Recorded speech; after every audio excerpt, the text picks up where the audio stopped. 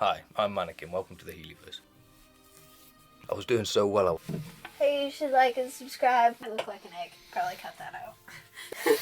Hi guys, welcome to the Healeyverse Creations, a place where pretty much anything could be next, and we're going to prove that today by trying something different. Today I'm going to be looking at making myself a piece of foam LARP armour. So yeah, let's see how we get on with that.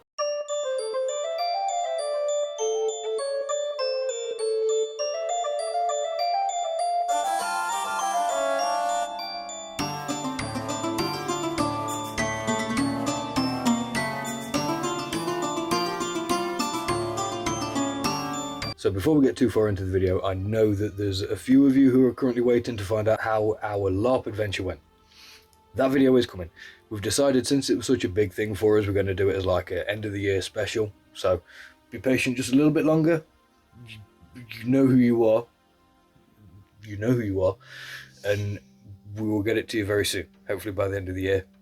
Okay, so I've never actually worked on foam armor or anything before. I've made a couple of helmets in the past, one of which I actually did a bit of a renewal on one of my pieces recently, and I did film that, so make enough noise in the comments and I may just make the video about how I finished it off, although we may make the video anyway. Yeah, our comment section's feeling pretty quiet these days, but then I can't really say much because we haven't exactly been the best at posting these days, so we'll take that one, that one's on us.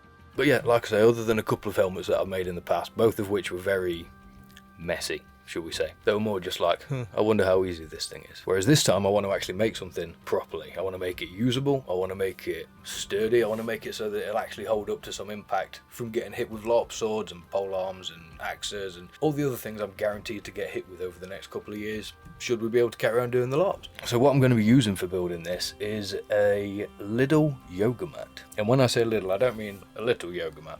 I mean Lidl the shop. They had a couple of rolls of yoga mats that were pretty cheap going, so I was like, I'm going to grab loads of them and give myself a bit of comfort in the knowledge that if I mess it up, it's not the only resources I have. So I have a few, but I'm hoping to manage to get all of it done in one. If I can make at least one piece of armor per yoga mat, I feel like I'm in for a good exchange of finances to resources. So the first thing I wanted to do was draw myself out a little design, you know, just something that I can kind of have a mental picture of in my head to be working towards in the long run. And I do have the picture of it here. However, I cannot show you because it is also alongside two other projects that I'm going to be working on in the future. So what I will do is my usual, I will put the editing skills to the test and just say she's on it. I can't beat her, she's too fast. So this is what I'm aiming for, this general idea. There may be a few tweaks and moderations. There's going to be a few tweaks and moderations. There may be a few tweaks and moderations here and there because I don't know exactly how to bring this to like a 3D thing or exactly how these things are going to work with scale, so it may end up changing slightly. It's going to end up changing slightly. But you know, 98% of it, I'm going to try and stick to it. So with my idea there, let's get into actually figuring out how to turn a picture into a piece of armor. So the first thing I did was get this big roll of engineering paper that we have, and I cut myself out what I thought would be roughly a body sized template. I don't have any kind of mannequin or anything, nor to be honest do we have the room for a mannequin or anything, so it's not even like it's something we can get in the near future, never mind two of them, one each. So I have to work from me for now, and I have to use me. I'm the mannequin. Hi, I'm Mannequin, welcome to the Healeyverse. I was doing so well, I was flowing, and now I've just gone off the rails. Okay, back to the point. What was my point? I'm the mannequin. So I've cut out my paper template so that it'll fit around me roughly. First I did was sort of rough out what I thought to be a neckline using one of the helmets that I've actually made up. I lined that up, worked out what size I'd need for my melon to go through it, and then went from there. From there I then worked out what I wanted the shoulder pieces to be shaped like, because for this one at least I may change it in future given what I know about this one, or I may at least change a couple of angles, make a few more incisions to change directions of things. But with this one I kind of wanted it all to just be one flat piece, so that if I decided to undo the sides of it, it'll just lay out flat, because you know, trying to pack a car for a LARP, sometimes you only have those narrow little spaces to get certain things in, and having like a whole piece of body armor just sat there taking up room doesn't feel ideal. So yes, I want this thing to be able to go back to pretty much flat again, and then what I'm going to do is figure out how to attach it on the side. So if you look on the picture here, there's two little side bits wherever they end up being, and those two bits are going to be Velcro, so that the armor will pull closed over itself and then stick shut on the sides, and hopefully be relatively like form fitting. I don't want it too bulky, but I also want there to be room to bend, move, all that stuff. So for that reason I did decide to take the front section of it slightly higher on the paper template and then leave the back to be slightly lower so that you get more protection on the spine, but it's still maneuver. I can still bend forwards if I need to bend back. It's high enough that I can, but it's also low enough that it protects most of my spine down to like the gambeson that my lovely wife made for me on this other video up here, or wherever it is, or down here in the link thing. Either way, it'll be somewhere. Like and subscribe on your way there, because it's a nice thing to do. And it's Christmas nearly. Can't you see? It's Christmas nearly. Okay, so back on point, doing great. Once I had the main body sort of shaped and roughed out, then it was a case of, again, once I'd made sure it fit around me, I'd put some tape down the sides and everything, which I didn't film a lot of this because it was kind of just cut in, tape in, move in, check in, cut in, tape in, move in, check in. One thing that I did know from this, and I have, once again, I have Skilltree to thank for the knowledge that these inside pieces here needed to come in further. So based on my initial design, I'd already done it very flat down the sides, which wasn't going to allow me to bring my arms in, and I very much want to be able to, you know, my character likes to dual wield, so I want to make sure that I haven't got any lacking mobility. So I had to bring these front bits right in to a point where I can cross my arms nice and evenly. So cheers, Clever. Appreciate that one, because I wouldn't have thought about it otherwise. I was just like, I'm sure I remember a time when I watched a video and he was like, I tested this armor that I made and this was a problem. So appreciate you, buddy. Once I had all that sized out and roughed in, it was then time to start working on my little accenty pieces, the little armor components and any little details that I wanted to add to it, which again, I didn't want to be too fiddly with this one. I wanted this one to just be a basic one that will hold up and take some wax. I'm definitely going to, having worked on it, I definitely want to look on making some more detailed, refined, like proper looking armor pieces in the future, but for this one I want it to be kind of rough and roguish and fit for a couple of things. I do also have another idea that I want it to work for in the future, and this also ties back into the helmet that I was talking about earlier, but that's going to be a later video maybe kind of thing. We'll see how it goes. But for now, armor. And I want it to work for LARPs first and foremost. So it was a case of roughing out chest pieces, back pieces, shoulder lines, necklines. The neckline was a particular pain in the backside, if I'm honest, because I knew it was going to be thin.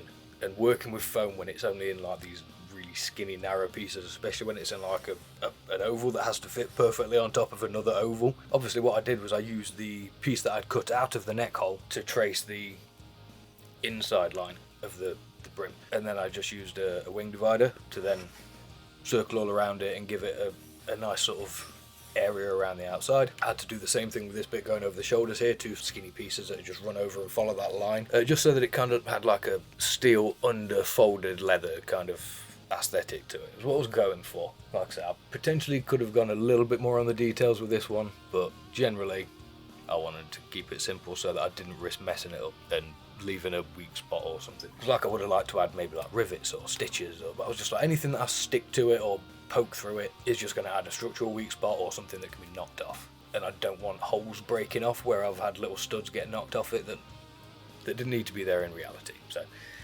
I'm leaving it for this one, and then I'm going to get better, and then I'm going to do one day, like and subscribe, because one day I'm going to do it's going to make Oblivion and Skyrim look like nothing. But for now, baby steps, giving me time. So obviously once I have all these pieces cut out, I've got my base body shape cut out, I've got all my armor pieces roughly sketched out and paper templates. It's now time to move to foam, and boy was that fun, because foam can be very fiddly, and to say I'm using some particularly thin stuff on this just to add light layers and thin layers here and there just to add a bit of detail, fiddly. But we got there, and you know, in the grand scheme of things, cutting out the pieces of foam was probably one of the quickest parts of this project. It was one of the things I was looking forward to the least. But then once I started, I found out just like all of a sudden I was at the last piece. I was like, oh god, that went so fast. The only thing that I ended up reworking a little bit was, what was it?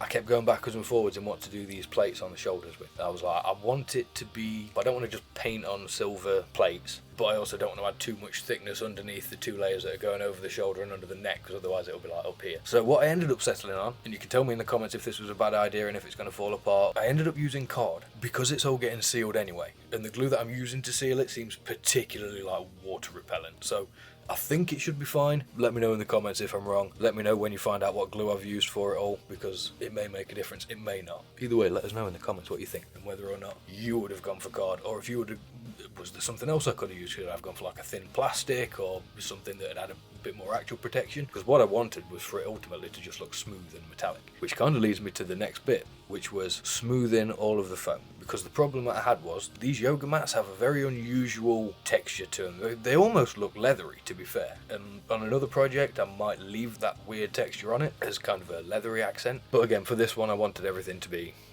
relatively clean and smooth. And again, I can't remember whose video this was, admittedly. I believe it may have been like Punish Props or Kamui Cosplay or something like that. One of these other channels that we watch, maybe even Nerdforge. What they do is heat the foam and it'll like make it swell. And now I think that's for when they're doing like decoraty things on it, but I thought it might have like a similar effect on this. So rather than use a heat gun, do not try this at home. Any children watching or any adults that shouldn't be trusted with an open flame. I used a lighter and I expanded the flame on it a little bit so that I could run it over the surface, and that heat drew the pattern out of it so that the foam ended up just looking silky smooth. And then on the backs of all the pieces that were being stuck on, I did the same thing. I took this sort of grey ridged pattern off it with the heat and then sanded them up so that there was like a porous surface to then glue down onto again, because the thing is, once you run heat over it, it can also seal the foam, so you want to make sure you then just rough up that surface again so you can apply glue and it will stick. So obviously I had to do the same thing with the armour. Anywhere that I'd marked out for templates that were going to be stuck down onto this thing, I had to then make sure I went over them with the flame, got it all nice and smooth, then gave it a quick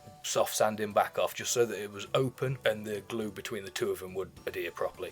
And boy, when I say it adhered properly, I don't think anything's ever going to separate these two pieces of foam. You'll tear it off in chunks before you separate this glue line, so it went well. Now obviously when I was at a point where I had the armour template itself cut out of foam, I then tried it on and sort of formed it to myself, and I realised that the shoulders were a little bit peaky. So what I ended up doing, I went back to the paper template and I cut out some little notches and then worked out roughly how much that would bring the sleeves in. I didn't want to cut them so deep that it had actually changed the depth of at any point, because I didn't want it going like 50p around my back. I wanted it to be a nice smooth lines. So I just had to take out a little bit so that I could just pinch them in and it'd bring that outer edge down just a little bit with each time it pinched together. I could potentially have still gone a little bit lower with it now that it's finished, but ultimately I'm pretty happy with it. And by the time I've got shoulder armour and things like that attached as well, I don't think it'll be too obnoxiously high. Fingers crossed. I may find out I'm totally wrong and that it's too high and gets in the way of shoulder armour, but we'll cross that bridge when we come to it. I'll find out sooner or later. I need to make the shoulder armour first. Go down, leave it in the comments if you think that's something that you'd like to see. At some point sooner or later I'd very much like to get into making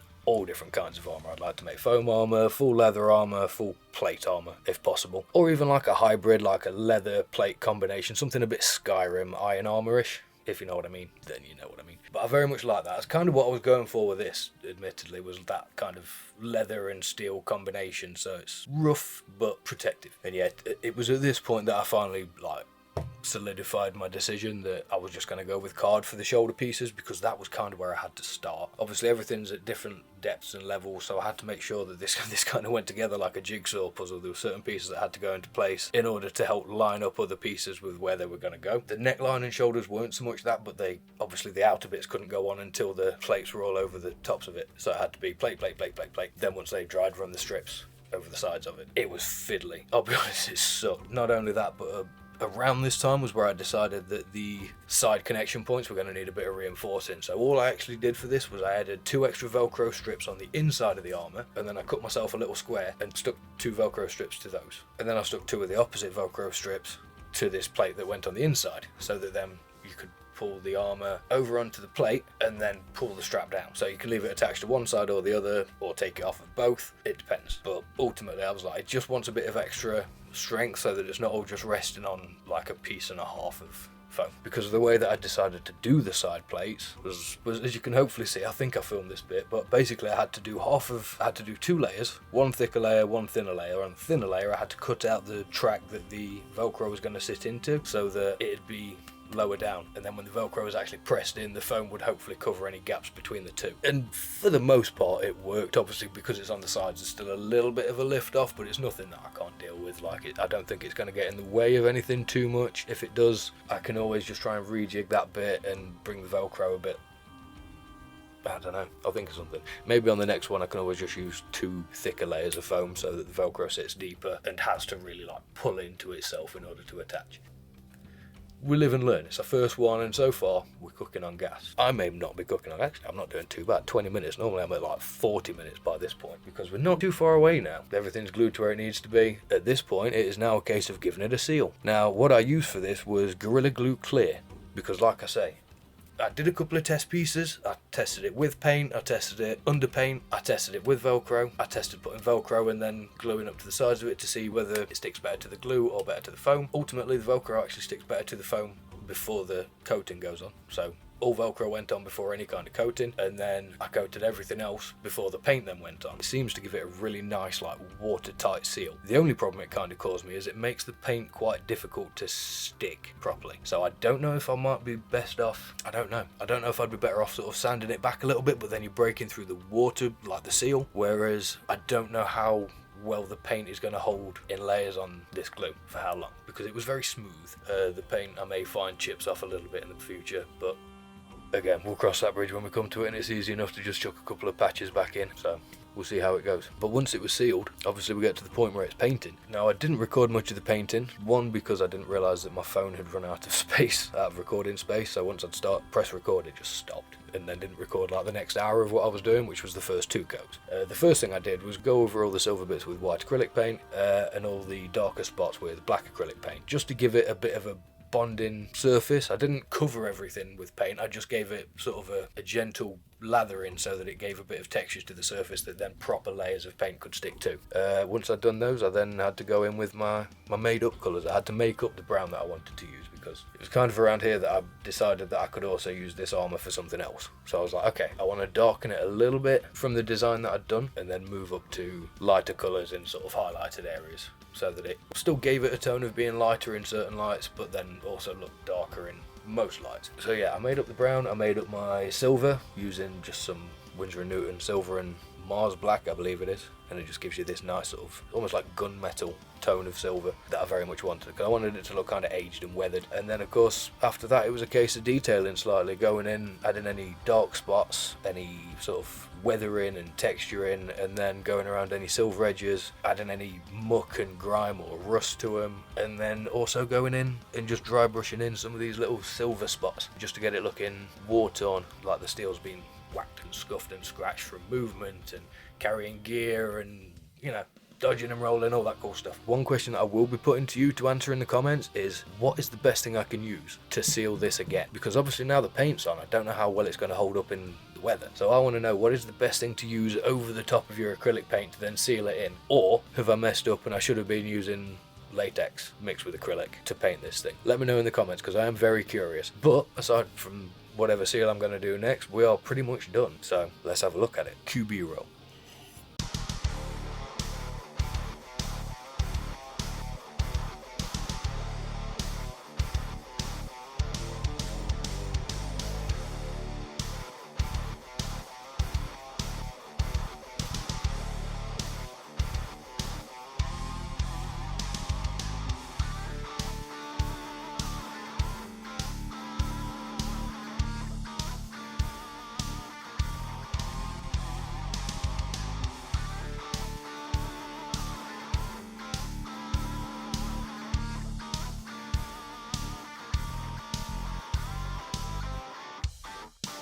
And before anyone comes to give me abuse about not painting the insides of the bits that close over, I know I'm going to do it.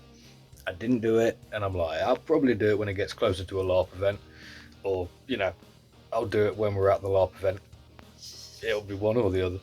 So, it'll get done. Don't you worry about it. Don't you worry about it. Just like and subscribe. Worry about that for now. You do your bit. I'll focus on mine. Now, we decided to run it through a test. However, the video for that is going to be over on our other channel, the Training Dummies, which is our newest channel for all of the training-esque things that we want to do, the archery, the sword fighting, all that kind of cool stuff. If you're interested, go over and have a look. We'll be happy to have more people over there. It can get a bit silly at times, but, you know, that's what makes it fun. There's no point to it if you're not having fun, is there, guys? If you do feel like going and checking it out, don't forget to like and subscribe on your way there to both channels. Healeyverse first, and then Training Dummies when you get there, because it's Christmas.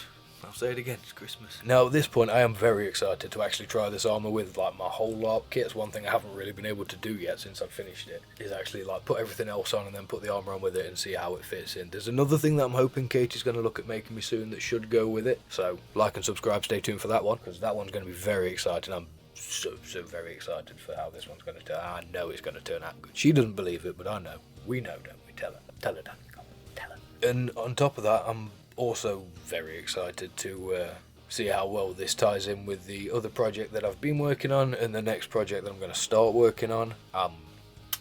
Stay tuned. It's going to be cool. I'm really happy with. I made a prototype for the next thing already. I'm just waiting to get more glue so that I can actually start doing the proper versions of it, and I'm very excited. And yeah, so at that point we're pretty much at the end of the video. Like I say, if you'd like to see more and follow us on these little mystery endeavours and adventures that we're going on our 3 different channels now, then leave a like down below, leave us a comment, let us know what you think. Absolutely subscribe, preferably with notifications on, because then you'll be notified whenever we post one of these cool little mystery projects, and you won't have to be like, oh my god, I didn't even know this one had been posted. It'll save all your troubles, guys. Just like and subscribe with notifications on, and all your problems will disappear. That's apparently how it works. And on top of that, projects like this, we want to start getting bigger, we want to start getting better, we want to be making really cool stuff, we want to start getting into like bigger leagues with this. Now that we're coming into our 2nd year of doing this YouTube channel, we've refined ourselves a little bit, and we're hoping to push forward with all the creative stuff on here in all kinds of different ways, shapes and forms. If you have any interest in helping us do this, you can always go and support us. We do have a Patreon, and it's looking pretty lonely there, so you know, any little helps. We don't expect much. We just, obviously, doing these kind of projects isn't cheap. It's definitely not free. We just appreciate any support that any of you would be willing to offer. On that note, leave it in your capable hands, guys, and we will see you on the next one, whatever that may be. Hi guys, just a quick one. I know I've talked about you potentially giving us help on Patreon, and we've not really given you any reason to lean into that. So what we're thinking of doing from now on, normally when we upload our videos, we do it with a 24-hour waiting window where it gives YouTube time to figure everything out. So what we're thinking of doing from now on is posting on Patreon at the same time as we first post on YouTube, minus the 24-hour waiting time. So from now on, if you'd like to see our videos like maybe a day sooner, they will be over on Patreon. If you can't help, obviously they'll still be out on YouTube the next day. We don't want to paywall anything, but we also want to, you know, make sure that Patreon has a reason. There's a reason for you to help us out over on Patreon. So if you're interested, go check it out. Really appreciate it, and we'll see you on the next one.